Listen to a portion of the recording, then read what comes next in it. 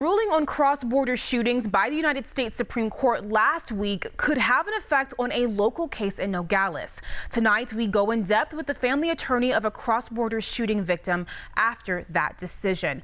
Now on your side's Rogelio Mares has that story.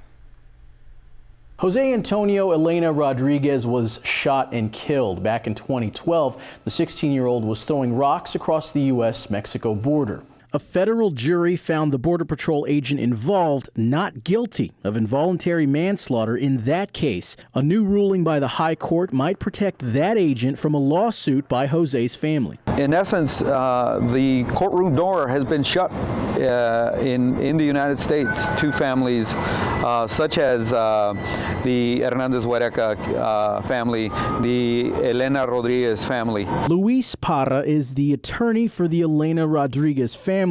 He's been following the most recent case argued before the Supreme Court. The circumstances are very similar to that of his clients: a cross-border shooting, a Mexican victim, a Border Patrol agent accused.